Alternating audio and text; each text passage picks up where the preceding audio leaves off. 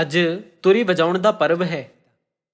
ਮੈਂ ਪ੍ਰਾਰਥਨਾ ਕਰਦਾ ਹਾਂ ਕਿ ਸਵਰਗੀ ਪਿਤਾ ਅਤੇ ਮਾਤਾ ਜੀ ਇਸ ਤੁਰੀ ਵਜਾਉਣ ਦੇ ਪਰਬ ਦੇ ਦੁਆਰਾ ਸਿਓਨ ਪਰਿਵਾਰ ਦੇ ਸਾਰੇ ਮੈਂਬਰਾਂ ਉਤੇ ਬਹੁਤ ਮਾਤਰਾ ਵਿੱਚ ਪਵਿੱਤਰ ਆਤਮਾ ਦੀ ਆਸ਼ੀਸ਼ ਬਰਸਾਉਣਗੇ।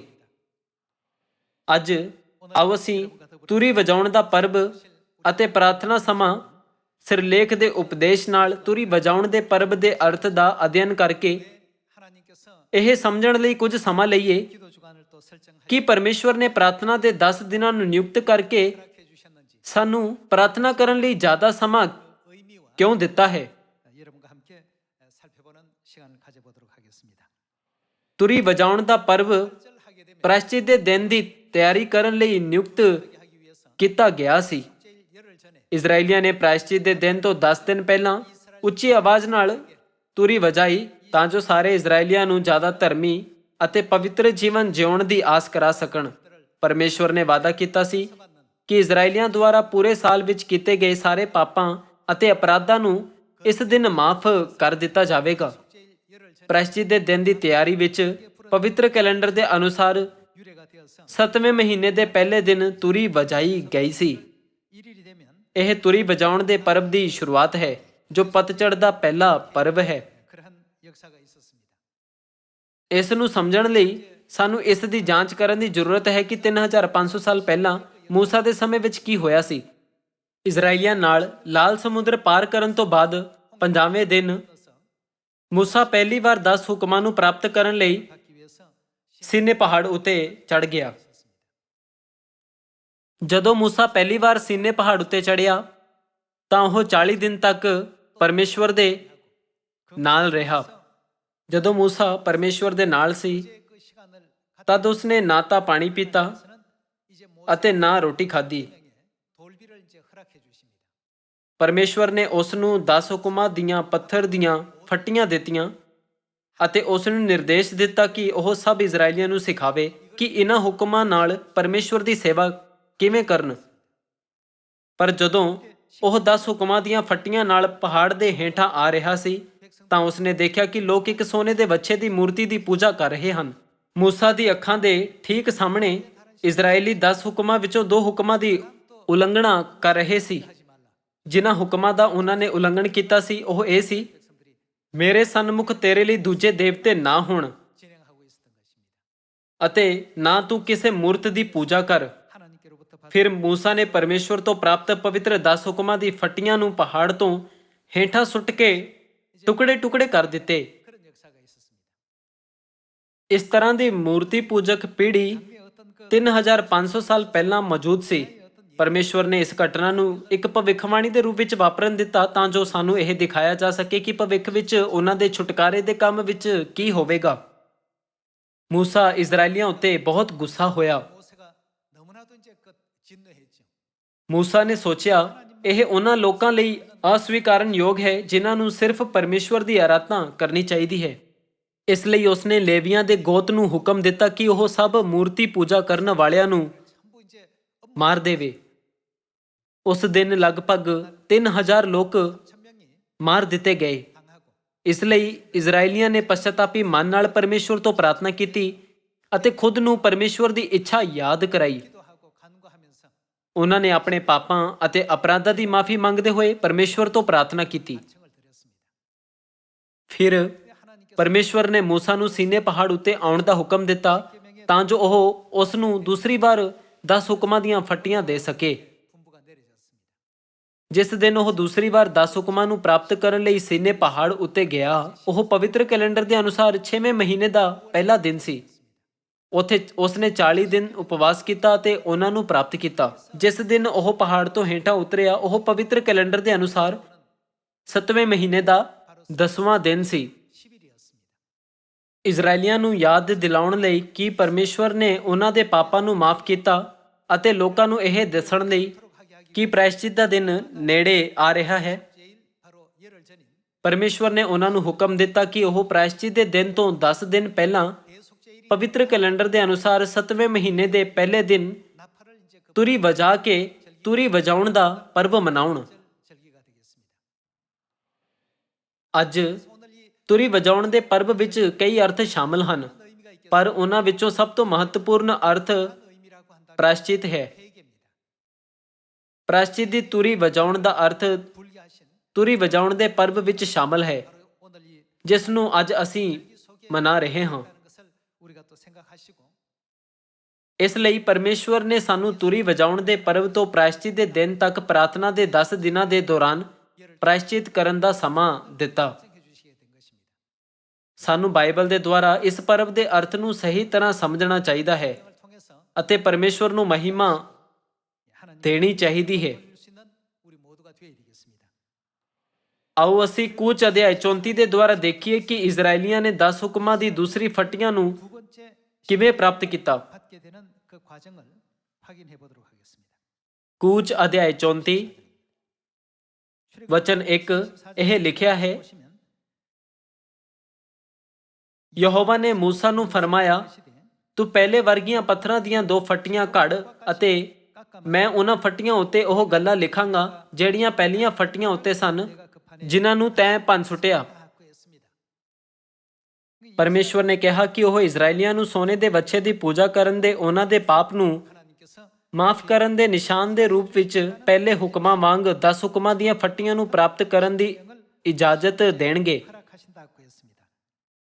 ਆਓ ਅਸੀਂ ਵਚਨ 28 ਉੱਤੇ ਜਾਈਏ। ਉਹ 40 ਦਿਨ ਅਤੇ 40 ਰਾਤਾਂ ਯਹੋਵਾ ਦੇ ਨਾਲ ਉੱਥੇ ਹੀ ਰਿਹਾ,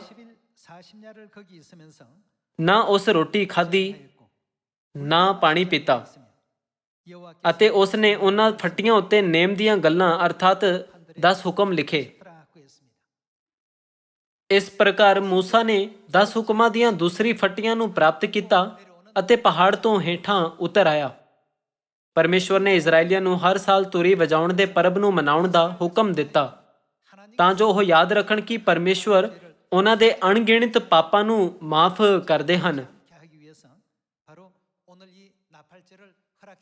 ਪਰਮੇਸ਼ਵਰ ਨੇ ਉਹਨਾਂ ਨੂੰ ਪਵਿੱਤਰ ਕੈਲੰਡਰ ਦੇ ਅਨੁਸਾਰ 7ਵੇਂ ਮਹੀਨੇ ਦੇ ਪਹਿਲੇ ਦਿਨ ਤੁਰੀ ਦੇਰ ਤੱਕ ਵਜਾਉਣ ਦਾ ਹੁਕਮ ਦਿੱਤਾ।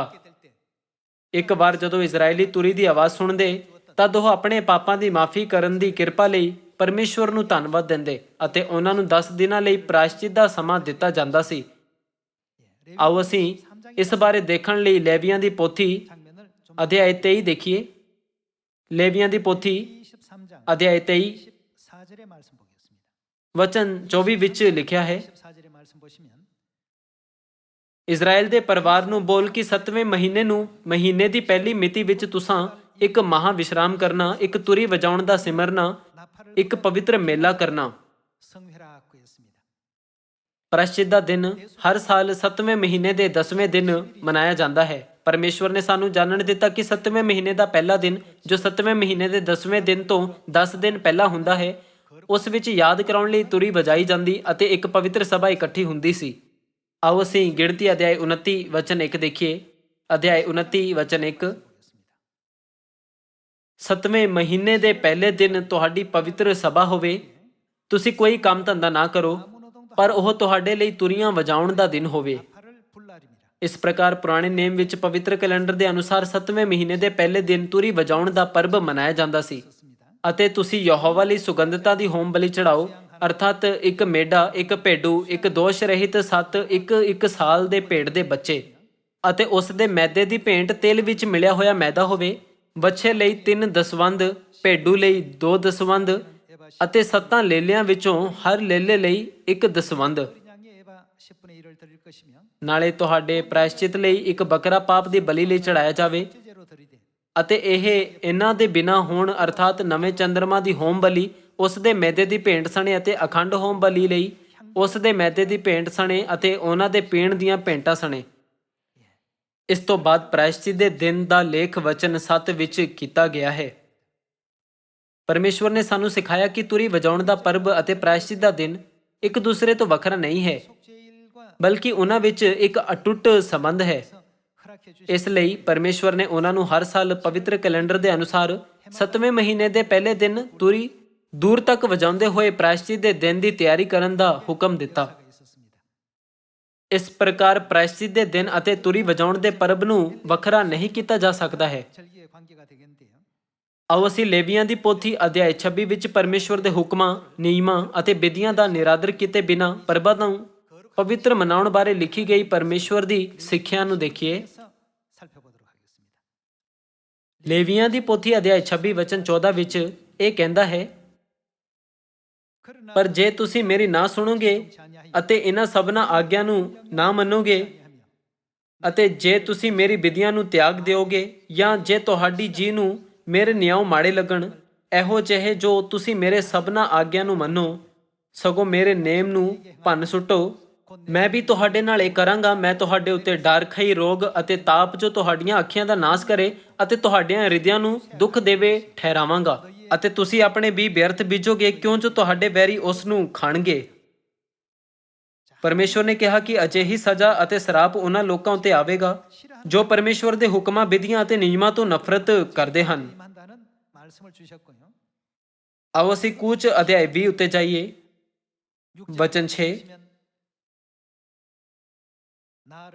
ਪਰ ਹਜ਼ਾਰਾਂ ਉੱਤੇ ਕੀ ਕਰਦਾ ਹਾਂ, ਜਿਹੜੇ ਮੇਰੇ ਨਾਲ ਪ੍ਰੀਤ ਪਾਲਦੇ ਤੇ ਮੇਰੇ ਹੁਕਮਾਂ ਨੂੰ ਮੰਨਦੇ ਹਨ, ਦਇਆ ਕਰਦਾ ਹਾਂ। ਜੋ ਪਰਬ ਅੱਜ ਅਸੀਂ ਮਨਾ ਰਹੇ ਹਾਂ, ਉਹ ਇੱਕ ਹੁਕਮ, ਇੱਕ ਨਿਰਦੇਸ਼ ਅਤੇ ਇੱਕ ਨੇਮ ਹੈ ਜਿਸ ਨੂੰ ਪਰਮੇਸ਼ਵਰ ਨੇ ਸਾਨੂੰ ਮਨਾਉਣ ਦਾ ਹੁਕਮ ਦਿੱਤਾ ਹੈ। ਪਰਮੇਸ਼ਵਰ ਆਪਣੇ ਸਾਰੇ ਹੁਕਮਾਂ ਦਾ ਪਾਲਣ ਕਰਨ ਵਾਲਿਆਂ ਦੀ ਕਿੰਨੀਆਂ ਪੀੜ੍ਹੀਆਂ ਉੱਤੇ ਕਿਰਪਾ ਕਰਨਗੇ। ਪਰਮੇਸ਼ਵਰ ਨੇ ਇਹਨਾਂ ਲੋਕਾਂ ਦੀ ਹਜ਼ਾਰਾਂ ਪੀੜ੍ਹੀਆਂ ਉੱਤੇ ਕਿਰਪਾ ਕਰਨ ਦਾ ਵਾਅਦਾ ਕੀਤਾ ਹੈ। ਉਹਨਾਂ ਨੇ ਇਹ ਵਾਅਦਾ ਇਸ ਪਰਬ ਵਿੱਚ ਰੱਖਿਆ ਹੈ। ਨਵੇਂ ਨੇਮ ਦੇ ਯੁੱਗ ਵਿੱਚ ਸਭ ਤੋਂ ਮਹੱਤਵਪੂਰਨ ਚੀਜ਼ ਜੋ ਅਸੀਂ ਪਰਮੇਸ਼ਵਰ ਨੂੰ ਸਮਰਪਿਤ ਕਰ ਸਕਦੇ ਹਾਂ, ਉਹ ਪ੍ਰਾਰਥਨਾ ਹੈ। ਇਸ ਲਈ ਪਰਮੇਸ਼ਵਰ ਨੇ ਤੁਰੀ ਵਜਾਉਣ ਦੇ ਪਰਬ ਤੋਂ ਸ਼ੁਰੂ ਕਰਕੇ ਪ੍ਰਾਇਸ਼ਚਿਤ ਦੇ ਦਿਨ ਤੱਕ ਸਾਨੂੰ ਪ੍ਰਾਰਥਨਾ ਸਮਾਂ ਮਨਾਉਣ ਲਈ ਦਿੱਤਾ ਹੈ। ਲੂਕਾ ਅਧਿਆਇ 1 ਦੇ ਦੁਆਰਾ ਆਓ ਅਸੀਂ ਇਸ ਪ੍ਰਾਰਥਨਾ ਸਮੇਂ ਦੇ ਦੌਰਾਨ ਹੋਣ ਵਾਲੇ ਪਰਮੇਸ਼ਵਰ ਦੇ ਕੰਮ ਅਤੇ ਉਸ ਪ੍ਰਕਿਰਿਆ ਉੱਤੇ ਨੇੜਿਓਂ ਨਜ਼ਰ ਪਾਈਏ ਜਿਸ ਦੇ ਦੁਆਰਾ ਸੰਤਾਂ ਦੇ ਪ੍ਰਾਰਥਨਾ ਕਰਨ ਤੇ ਇਹ ਪ੍ਰਾਰਥਨਾ ਪਰਮੇਸ਼ਵਰ ਤੱਕ ਪਹੁੰਚਦੀ ਹੈ। ਲੂਕਾ ਅਧਿਆਇ 1 ਵਚਨ 8 ਵਿੱਚ ਲਿਖਿਆ ਹੈ, ਅਤੇ ਇਉਂ ਹੋਇਆ ਕਿ ਜਾਂ ਉਹ ਪਰਮੇਸ਼ਵਰ ਦੀ ਦਰਗਾਹੇ ਆਪਣੀ ਵਾਰੀ ਸਿਰ ਜਾਜਕ ਦਾ ਕੰਮ ਕਰਦਾ ਸੀ, ਤਾਂ ਜਾਜਕਾਈ ਦੇ ਦਸਤੂਰ ਦੇ ਅਨੁਸਾਰ ਗੁਣਾ ਉਹਦੇ ਨਾਉ ਦਾ ਨਿਕਲਿਆ, ਭਈ ਪ੍ਰਭੂ ਦੀ ਹੈਕਲ ਵਿੱਚ ਜਾ ਕੇ ਧੂਪ ਤਕਾਵੇ। ਧੂਪ ਤਕਾਉਣ ਵੇਲੇ ਲੋਕਾਂ ਦੀ ਸਾਰੀ ਸੰਗਤ ਕੀ ਕਰ ਰਹੀ ਸੀ? ਬਾਹਰ ਪ੍ਰਾਰਥਨਾ ਕਰ ਰਹੀ ਸੀ। ਜਾਜਕ ਹੈਕਲ ਵਿੱਚ ਗਏ ਅਤੇ ਧੂਪ ਜਲਾਈ, ਜਦ ਕਿ ਇਜ਼ਰਾਈਲੀ ਬਾਹਰ ਇਕੱਠੇ ਪ੍ਰਾਰਥਨਾ ਕਰ ਰਹੇ ਸੀ। ਕੀ ਉਹ ਪਰਮੇਸ਼ਵਰ ਨਹੀਂ ਹੈ ਜੋ ਪਵਿੱਤਰ ਆਤਮਾ ਦੇ ਇਸ ਯੁੱਗ ਵਿੱਚ ਆਤਮਿਕ ਮਹਾਜਾਜਕ ਹਨ? ਬਾਈਬਲ ਵਿੱਚ ਲਿਖਿਆ ਹੈ, ਯਿਸੂ ਨੂੰ ਪਰਮੇਸ਼ਵਰ ਵੱਲੋਂ ਮਲਕੀ-ਸਿਦਕ ਦੀ ਪਦਵੀ ਉੱਤੇ ਮਹਾਜਾਜਕ ਆਖਿਆ ਗਿਆ। ਫਿਰ ਇਸ ਪਰਬ ਵਿੱਚ ਜਦੋਂ ਮਹਾਜਾਜਕ ਹੈਕਲ ਵਿੱਚ ਧੂਪ ਜਲਾਉਂਦੇ ਹਨ, ਉਦੋਂ ਸਾਨੂੰ ਪਰਮੇਸ਼ਵਰ ਦੇ ਲੋਕਾਂ ਨੂੰ ਕੀ ਕਰਨਾ ਚਾਹੀਦਾ ਹੈ? ਸਾਨੂੰ ਇਕੱਠੇ ਪ੍ਰਾਰਥਨਾ ਕਰਨ ਦੀ ਜ਼ਰੂਰਤ ਹੈ। ਜਾਜਕਾਂ ਦੁਆਰਾ ਜਲਾਈ ਗਈ ਧੂਪ ਨਾਲ ਪਰਮੇਸ਼ਵਰ ਦੇ ਲੋਕਾਂ ਦੀ ਪ੍ਰਾਰਥਨਾ ਹੋਣੀ ਚਾਹੀਦੀ ਹੈ। ਪ੍ਰਾਰਥਨਾ ਤੋਂ ਬਿਨਾਂ ਆਰਾਧਨਾ ਕਦੀ ਵੀ ਪੂਰੀ ਨਹੀਂ ਮੰਨੀ ਜਾ ਸਕਦੀ ਹੈ। ਆਰਾਧਨਾ ਲਈ ਪ੍ਰਾਰਥਨਾ ਬਹੁਤ ਜ਼ਰੂਰੀ ਹੈ। ਰਸੂਲ ਯੋਹੰਨਾ ਨੂੰ ਦਿੱਤੇ ਗਏ ਪ੍ਰਕਾਸ਼ਨ ਦੇ ਦੁਆਰਾ ਅਸੀਂ ਪ੍ਰਾਰਥਨਾਵਾਂ ਦੇ ਮਹੱਤਵ ਨੂੰ ਸਮਝ ਸਕਦੇ ਹਾਂ। ਆਓ ਅਸੀਂ ਪ੍ਰਕਾਸ਼ ਦੀ ਪੋਥੀ ਅਧਿਆਇ 8 ਵਚਨ 3 ਦੇਖੀਏ। ਫਿਰ ਇੱਕ ਹੋਰ ਦੂਤ ਆਇਆ ਅਤੇ ਸੋਨੇ ਦੀ ਧੂਪਦਾਨੀ ਲਈ ਜਗਵੇਦੀ ਉੱਤੇ ਜਾ ਖਲੋਤਾ ਅਤੇ ਬਹੁਤ ਸਾਰੀ ਧੂਪ ਉਹਨੂੰ ਦਿੱਤੀ ਗਈ, ਭਈ ਉਹ ਉਸ ਨੂੰ ਸਭਨਾਂ ਸੰਤਾਂ ਦੀਆਂ ਕਿਸ ਦੇ ਨਾਲ? ਪ੍ਰਾਰਥਨਾ ਦੇ ਨਾਲ ਨਾਲ ਉਸ ਸੋਨੇ ਦੀ ਜਗਵੇਦੀ ਉੱਤੇ ਧੁਖਾਉਂਦਾ ਰਹੇ ਜਿਹੜੀ ਸਿੰਘਾਸਨ ਦੇ ਅੱਗੇ ਹੈ। ਅਤੇ ਧੂਪ ਦਾ ਧੂਆਂ ਸੰਤਾਂ ਦੀਆਂ ਪ੍ਰਾਰਥਨਾ ਨਾਲ ਉਸ ਦੂਤ ਦੇ ਹੱਥੋਂ ਕਿੱਥੇ ਅਪੜ ਗਿਆ? ਪਰਮੇਸ਼ਵਰ ਦੇ ਹਜ਼ੂਰ ਅਪੜ ਗਿਆ। ਤਾਂ ਦੂਤ ਨੇ ਧੂਪਦਾਨੀ ਲਈ ਅਤੇ ਜਗਵੇਦੀ ਦੀ ਕੁਝ ਅੱਗ ਉਸ ਵਿੱਚ ਭਰ ਕੇ ਧਰਤੀ ਉੱਤੇ ਸੁੱਟ ਦਿੱਤੀ। ਤਾਂ ਬੱਦਲ ਦੀਆਂ ਗਰਜਾਂ ਅਤੇ ਆਵਾਜ਼ਾਂ ਅਤੇ ਬਿਜਲੀ ਦੀਆਂ ਲਿਸ਼ਕਾਂ ਹੋਈਆਂ ਅਤੇ ਭੂਚਾਲ ਆਇਆ। ਇਹ ਲਿਖਿਆ ਹੈ ਕਿ ਧੂਪ ਦਾ ਧੂਆਂ ਪਵਿੱਤਰ ਲੋਕਾਂ ਦੀਆਂ ਪ੍ਰਾਰਥਨਾਵਾਂ ਸਹਿਤ ਸਵਰਗ ਦੂਤਾਂ ਦੇ ਹੱਥੋਂ ਪਰਮੇਸ਼ਵਰ ਸਾਹਮਣੇ ਅਪੜ ਗਿਆ। ਸਾਰੇ ਲੋਕੋ, ਕੀ ਇਸ ਦਾ ਮਤਲਬ ਇਹ ਨਹੀਂ ਹੈ ਕਿ ਜਦੋਂ ਜਾਜਕ ਪਰਮੇਸ਼ਵਰ ਨੂੰ ਬਲੀ ਚੜਾਉਂਦੇ ਸੀ ਤਾਂ ਸਾਰੇ ਲੋਕ ਬਾਹਰ ਪ੍ਰਾਰਥਨਾ ਕਰਕੇ ਸਾਰੀਆਂ ਵਿਧੀਆਂ ਵਿੱਚ ਭਾਗ ਲੈਂਦੇ ਸੀ? ਰਸੂਲ ਯੋਹੰਨਾ ਨੇ ਇੱਕ ਦਰਸ਼ਨ ਦੇਖਿਆ ਕਿ ਸੰਤਾਂ ਦੀ ਪ੍ਰਾਰਥਨਾ ਕਿੱਥੇ ਜਾਂਦੀ ਹੈ। ਉਸਨੇ ਦੇਖਿਆ ਕਿ ਧੂਪ ਦਾ ਧੂਆਂ ਪਵਿੱਤਰ ਲੋਕਾਂ ਦੀਆਂ ਪ੍ਰਾਰਥਨਾਵਾਂ ਸਹਿਤ ਸਵਰਗਦੂਤਾਂ ਦੇ ਹੱਥਾਂ ਨਾਲੋਂ ਪਰਮੇਸ਼ਵਰ ਸਾਹਮਣੇ ਅਪੜ ਗਿਆ। ਬਾਈਬਲ ਕਹਿੰਦੀ ਹੈ ਕਿ ਕਿਸੇ ਦੀ ਵੀ ਪ੍ਰਾਰਥਨਾਵਾਂ ਨੂੰ ਛੱਡਿਆ ਨਹੀਂ ਗਿਆ ਸੀ ਅਤੇ ਉਹ ਸਾਰੀਆਂ ਪਰਮੇਸ਼ਵਰ ਕੋਲ ਲਿਆਈਆਂ ਗਈਆਂ ਸੀ।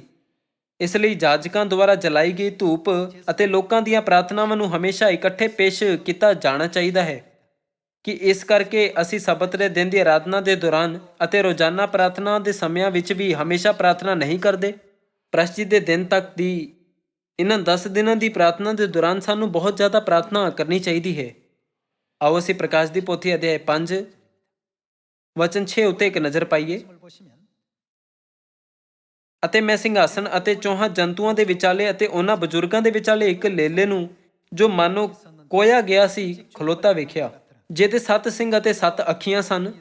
ਇਹ ਪਰਮੇਸ਼ਵਰ ਦੇ 7 ਆਤਮੇ ਹਨ ਜਿਹੜੇ ਸਾਰੀ ਧਰਤੀ ਵਿੱਚ ਘੱਲੇ ਹੋਏ ਹਨ। ਅਤੇ ਉਹਨੇ ਆਣ ਕੇ ਉਸ ਦੇ ਸੱਜੇ ਹੱਥੋਂ ਜਿਹੜਾ ਸਿੰਘਾਸਨ ਉੱਤੇ ਬਿਰਾਜਮਾਨ ਸੀ ਉਹ ਪੋਥੀ ਲੈ ਲਈ। ਅਤੇ ਜਾਂ ਉਹਨੇ ਪੋਥੀ ਲੈ ਲਈ ਤਾਂ ਚਾਰੇ ਜੰਤੂ ਅਤੇ 24 ਬਜ਼ੁਰਗ ਲੇਲੇ ਦੇ ਅੱਗੇ ਡਿੱਗ ਪਏ ਅਤੇ ਹਰੇਕ ਦੇ ਕੋਲ ਰਬਾਬ ਅਤੇ ਧੂਪ, ਜੋ ਧੂਪ ਕੀ ਹੈ? ਸੰਤਾਂ ਦੀਆਂ ਪ੍ਰਾਰਥਨਾਵਾਂ ਹਨ, ਨਾਲ ਭਰੇ ਹੋਏ ਸੋਨੇ ਦੇ ਕਟੋਰੇ ਸਨ। ਅਸੀਂ ਪਰਮੇਸ਼ਵਰ ਤੋਂ ਜੋ ਪ੍ਰਾਰਥਨਾ ਕਰਦੇ ਹਾਂ ਉਹ ਕਦੇ ਅਲੋਪ ਨਹੀਂ ਹੋਵੇਗੀ। ਸਾਡੀ ਪ੍ਰਾਰਥਨਾਵਾਂ ਸਿਰਫ ਉਸ ਪਲ ਲਈ ਨਹੀਂ ਹੁੰਦੀਆਂ ਅਤੇ ਨਾ ਹੀ ਕੁਝ ਸਮੇਂ ਬਾਅਦ ਭੁਲਾ ਦਿੱਤੀਆਂ ਜਾਂਦੀਆਂ ਹਨ। ਸਾਡੀਆਂ ਸਾਰੀਆਂ ਪ੍ਰਾਰਥਨਾਵਾਂ ਧੂਪ ਦਾ ਧੂਆਂ ਬਣ ਜਾਂਦੀਆਂ ਹਨ ਅਤੇ ਸਵਰਗ ਦੂਤਾਂ ਦੁਆਰਾ ਪਰਮੇਸ਼ਵਰ ਦੇ ਸਿੰਘਾਸਨ ਤੱਕ ਪਹੁੰਚਾਈਆਂ ਜਾਂਦੀਆਂ ਹਨ। ਇਸ ਲਈ ਸਾਨੂੰ ਹਰ ਦਿਨ ਅਜਿਹੀ ਕਿਰਪਾਪੂਰਨ ਪ੍ਰਾਰਥਨਾ ਕਰਨੀ ਚਾਹੀਦੀ ਹੈ ਜੋ ਪਰਮੇਸ਼ਵਰ ਦੁਆਰਾ ਸਵੀਕਾਰ ਕੀਤੇ ਜਾਣ ਦੇ ਯੋਗ ਹੋਵੇ। ਤੁਰੀ ਵਜਾਉਣ ਦੇ ਪਰਬ ਉੱਤੇ ਕੀਤੀ ਜਾਣ ਵਾਲੀ ਪ੍ਰਾਰਥਨਾਵਾਂ ਪ੍ਰਾਇਸ਼ਚਿਤ ਦੀਆਂ ਪ੍ਰਾਰਥਨਾਵਾਂ ਹੋਣੀਆਂ ਚਾਹੀਦੀਆਂ ਹਨ, ਕਿਉਂਕਿ ਸਾਡੀਆਂ ਪ੍ਰਾਰਥਨਾਵਾਂ ਦਾ ਕੇਂਦਰ ਪ੍ਰਾਇਸ਼ਚਿਤ ਹੈ। ਇਸ ਲਈ ਸਾਨੂੰ ਨਾ ਸਿਰਫ ਉਹਨਾਂ ਪਾਪਾਂ ਲਈ ਜੋ ਅਸੀਂ ਪੂਰੇ ਸਾਲ ਵਿੱਚ ਕੀਤੇ ਸੀ, ਬਲਕਿ ਉਹਨਾਂ ਸਾਰਿਆਂ ਪਾਪਾਂ ਅਤੇ ਅਪਰਾਧਾਂ ਲਈ ਵੀ ਜੋ ਅਸੀਂ ਸਵਰਗ ਵਿੱਚ ਕੀਤੇ ਸੀ, ਆਪਣੇ ਦਿਲ ਦੀ ਡੂੰਘਾਈ ਨਾਲ ਪ੍ਰਾਇਸ਼ਚਿਤ ਕਰਨਾ ਚਾਹੀਦਾ ਹੈ। ਸੱਚੇ ਪ੍ਰਾਇਸ਼ਚਿਤ ਦੇ ਦੁਆਰਾ ਅਸੀਂ ਪਿਤਾ ਜੀ ਅਤੇ ਮਾਤਾ ਜੀ ਨੂੰ ਖੁਸ਼ ਕਰ ਸਕਦੇ ਹਾਂ ਅਤੇ ਸਦੀਪਕ ਸਵਰਗ ਦੇ ਰਾਜ ਵਿੱਚ ਵਾਪਸ ਜਾ ਸਕਦੇ ਹਾਂ। ਪਰਮੇਸ਼ਵਰ ਸਾਡੀਆਂ ਕਮਜ਼ੋਰੀਆਂ ਨੂੰ ਚੰਗੀ ਤਰ੍ਹਾਂ ਜਾਣਦੇ ਹਨ, ਇਸ ਲਈ ਪਰਮੇਸ਼ਵਰ ਹਮੇਸ਼ਾ ਸਾਡੇ ਲਈ ਪ੍ਰਾਰਥਨਾ ਕਰਦੇ ਹਨ।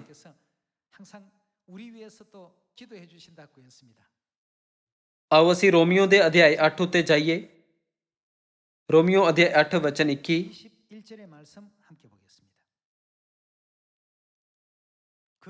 ਅਸੀਂ ਜਾਣਦੇ ਹਾਂ ਭਾਈ ਸਾਰੀ ਸ੍ਰਿਸ਼ਟੀ ਰਲ ਕੇ ਹੁਣ ਤੱਕ ਹਾਹੂ ਕੇ ਭਰਦੀ ਹੈ ਅਤੇ ਉਹਨੂੰ ਪੀੜਾਂ ਲੱਗੀਆਂ ਹੋਈਆਂ ਹਨ ਅਤੇ ਨਿਰੀ ਉਹ ਤਾਂ ਨਹੀਂ ਸਗੋਂ ਅਸੀਂ ਆਪ ਵੀ ਜਿਨ੍ਹਾਂ ਨੂੰ ਆਤਮਾ ਦਾ ਪਹਿਲਾ ਫਲ ਮਿਲਿਆ ਆਪਣੇ ਆਪ ਵਿੱਚ ਹਾਹੂ ਕੇ ਭਰਦੇ ਹਾਂ ਅਤੇ ਪੁੱਤਰ ਹੋਣ ਦੀ ਅਰਥਾਤ ਆਪਣੀ ਦੇਹੀ ਦੇ ਨਿਸਤਾਰੇ ਦੀ ਉਡੀਕ ਵਿੱਚ ਬੈਠੇ ਹਾਂ।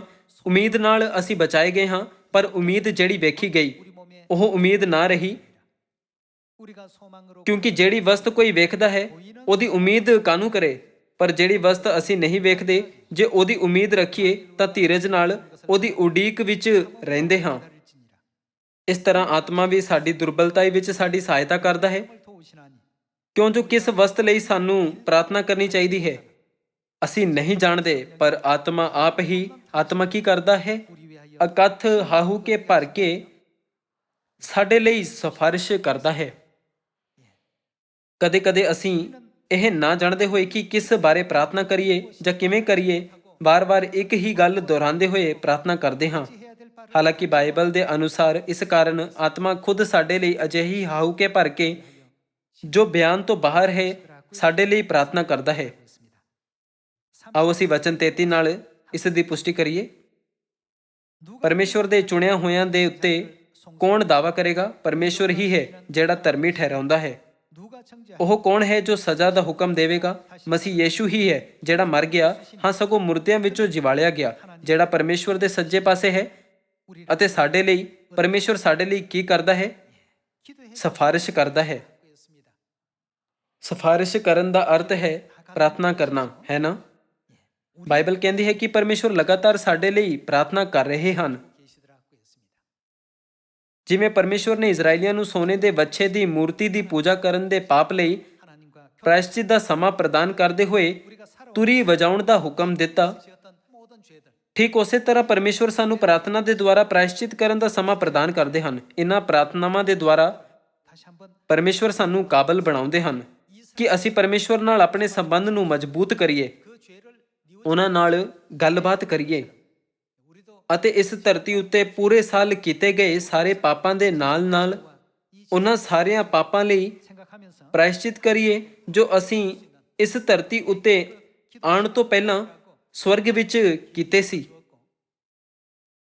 ਆਓ ਅਸੀਂ ਇਬਰਾਨੀਆਂ ਅਧਿਆਇ 7 ਵਿੱਚ ਇੱਕ ਹੋਰ ਵਚਨ ਦੇਖੀਏ। ਆਓ ਅਸੀਂ ਇਬਰਾਨੀਆਂ ਅਧਿਆਇ 7 ਵਚਨ 22 ਪੜ੍ਹੀਏ। ਸੋ ਯੀਸ਼ੂ ਇੱਕ ਹੋਰ ਵੀ ਉੱਤਮ ਨੇਮ ਦਾ ਜਾਮਨ ਬਣਿਆ। ਫਿਰ ਉਹ ਤਾਂ ਬਹੁਤੇ ਜਾਚਕ ਬਣੇ ਸਨ, ਇਸ ਲਈ ਜੋ ਮੌਤ ਨੇ ਉਹਨਾਂ ਨੂੰ ਟਿਕਣ ਨਾ ਦਿੱਤਾ, ਪਰ ਇਹ ਸਦਾ ਤੀਕ ਜੋ ਰਹਿੰਦਾ ਹੈ, ਇਸ ਕਰਕੇ ਇਹ ਦੀ ਜਾਜਕਾਈ ਅਟਲ ਹੈ। ਯੀਸ਼ੂ ਕੋਲ ਕਿਸ ਪ੍ਰਕਾਰ ਦਾ ਯਾਜਕ ਅਹੁਦਾ ਹੈ? ਇਹ ਲਿਖਿਆ ਹੈ ਕਿ ਉਹਨਾਂ ਦਾ ਯਾਜਕ ਅਹੁਦਾ ਅਟਲ ਹੈ।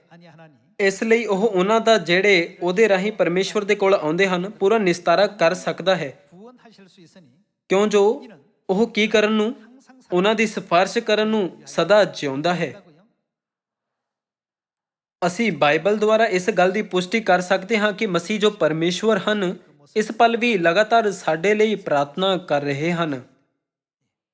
ਸਾਰੇ ਲੋਕੋ ਤੁਰੀ ਵਜਾਉਣ ਦੇ ਪਰਬ ਦੇ ਦੁਆਰਾ ਜਿਸ ਨੂੰ ਅੱਜ ਅਸੀਂ ਮਨਾ ਰਹੇ ਹਾਂ, ਸਾਨੂੰ ਦੁਨੀਆ ਭਰ ਦੇ ਸਾਰੇ ਲੋਕਾਂ ਵੱਲ ਇਹ ਕਹਿੰਦੇ ਹੋਏ ਤੁਰੀ ਵਜਾਉਣ ਦੀ ਜ਼ਰੂਰਤ ਹੈ ਕਿ ਤੋਬਾ ਕਰੋ, ਕਿਉਂਕਿ ਸਵਰਗ ਦਾ ਰਾਜ ਨੇੜੇ ਹੈ।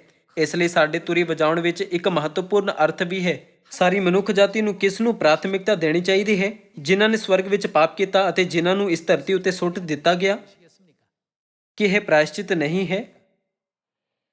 ਕਿਉਂਕਿ ਅਸੀਂ ਪਾਪ ਕੀਤਾ ਸੀ ਅਤੇ ਇਸ ਧਰਤੀ ਉੱਤੇ ਸੁੱਟ ਦਿੱਤੇ ਗਏ ਸੀ, ਤਦ ਮੈਨੂੰ ਲੱਗਦਾ ਹੈ ਕਿ ਸਾਡੇ ਸਾਰਿਆਂ ਕੋਲ ਪਰਮੇਸ਼ਵਰ ਤੋਂ ਮਾਫੀ ਮੰਗਣ ਦੀ ਜ਼ਿੰਮੇਵਾਰੀ ਦੀ ਭਾਵਨਾ ਹੋਣੀ ਚਾਹੀਦੀ ਹੈ। ਫਿਰ ਸਾਡੇ ਵਿਸ਼ਵਾਸ ਦੇ ਜੀਵਨ ਵਿੱਚ ਜੋ ਸਭ ਤੋਂ ਜ਼ਰੂਰੀ ਹੈ ਉਹ ਹੈ ਪਾਪਾਂ ਦੀ ਮਾਫੀ। ਪਾਪਾਂ ਦੀ ਮਾਫੀ ਪ੍ਰਾਪਤ ਕਰਨ ਲਈ ਸਾਨੂੰ ਪ੍ਰਾਇਸ਼ਚਿਤ ਕਰਨਾ ਚਾਹੀਦਾ ਹੈ। ਜੇਕਰ ਅਸੀਂ ਆਪਣਾ ਜੀਵਨ ਸੰਸਾਰਿਕ ਸੁੱਖ ਜਾਂ ਸੰਸਾਰਿਕ ਲਾਲਚ ਲਈ ਬਿਤਾਇਆ ਹੈ, ਇਸ ਲਈ ਸਾਨੂੰ ਪ੍ਰਾਇਸ਼ਚਿਤ ਕਰਨ ਅਤੇ ਆਪਣੇ ਪੂਰੇ ਦਿਲ, ਮਨ, ਆਤਮਾ ਅਤੇ ਸ਼ਕਤੀ ਨੂੰ ਪਰਮੇਸ਼ਵਰ ਵੱਲ ਨਿਰਦੇਸ਼ਿਤ ਕਰਨ ਦੀ ਜ਼ਰੂਰਤ ਹੈ। ਜਦੋਂ ਅਸੀਂ ਅਜਿਹਾ ਕਰਦੇ ਹਾਂ ਫਿਰ ਅਸੀਂ ਬਦਲ ਸਕਦੇ ਹਾਂ ਤਾਂ ਜੋ ਸਾਡਾ ਵਿਸ਼ਵਾਸ ਮਜ਼ਬੂਤ ਹੋ ਸਕੇ ਅਤੇ ਸਾਡਾ ਦਿਲ ਹਮੇਸ਼ਾ ਪਰਮੇਸ਼ਵਰ ਵੱਲ ਬਣਿਆ ਰਹਿ ਸਕੇ। ਆਓ ਅਸੀਂ ਅੱਜ ਦੇ ਉਪਦੇਸ਼ ਨੂੰ ਖਤਮ ਕਰਨ ਤੋਂ ਪਹਿਲਾਂ ਇੱਕ ਹੋਰ ਵਚਨ ਦੇਖੀਏ। ਆਓ ਅਸੀਂ ਲੂਕਾ ਦੀ ਖੁਸ਼ਖਬਰੀ ਉੱਤੇ ਜਾਈਏ। ਲੂਕਾ ਅਧਿਆਇ 11 ਵਚਨ 9। ਮੈਂ ਤੁਹਾਨੂੰ ਆਖਦਾ ਹਾਂ, ਮੰਗੋ ਤਾਂ ਤੁਹਾਨੂੰ ਦਿੱਤਾ ਜਾਵੇਗਾ, ਢੂੰਡੋ ਤਾਂ ਤੁਹਾਨੂੰ ਲੱਭੇਗਾ, ਖੜਕਾਓ ਤਾਂ ਤੁਹਾਡੇ ਲਈ ਖੋਲ੍ਹਿਆ ਜਾਵੇਗਾ। ਕਿਉਂਕਿ ਹਰੇਕ ਜਿਹੜਾ ਮੰਗਦਾ ਹੈ ਉਹ ਲੈਂਦਾ ਹੈ, ਅਤੇ ਜਿਹੜਾ ਢੂੰਡਦਾ ਹੈ ਉਹਨੂੰ ਲੱਭਦਾ ਹੈ, ਅਤੇ ਜਿਹੜਾ ਖੜਕਾਉਂਦਾ ਹੈ ਉਹਦੇ ਲਈ ਖੋਲ੍ਹਿਆ ਜਾਵੇਗਾ। ਪਰ ਤੁਹਾਡੇ ਵਿੱਚੋਂ ਉਹ ਕਿਹੜਾ ਪਿਓ ਹੈ ਕਿ ਜੇ ਉਹਦਾ ਪੁੱਤਰ ਮੱਛੀ ਮੰਗੇ ਤਾਂ ਉਹਨੂੰ ਮੱਛੀ ਦੀ ਥਾਂ ਸੱਪ ਦੇਵੇਗਾ, ਜਾਂ ਜੇ ਆਂਡਾ ਮੰਗੇ ਤਾਂ ਉਹਨੂੰ ਬਿੱਛੂ ਦੇਵੇਗਾ? ਸੋ ਜੇ ਤੁਸੀਂ ਬੁਰੇ ਹੋ ਕੇ ਆਪਣੇ ਬਾਲਕਾਂ ਨੂੰ ਚੰਗੀਆਂ ਦਾਤਾਂ ਦੇਣੀਆਂ ਜਾਣਦੇ ਹੋ ਤਾਂ ਉਹ ਸਾਡੇ ਸੁਰਗੀ ਪਿਤਾ ਕਿੰਨਾ ਵਧੇਕ ਆਪਣੇ ਮੰਗਣ ਵਾਲਿਆਂ ਨੂੰ। ਮੰਗੋ ਦੀ ਜਗ੍ਹਾ ਉੱਤੇ ਅਸੀਂ ਹੋਰ ਕਿਹੜੇ ਸ਼ਬਦ ਦੀ ਵਰਤੋਂ ਕਰ ਸਕਦੇ ਹਾਂ?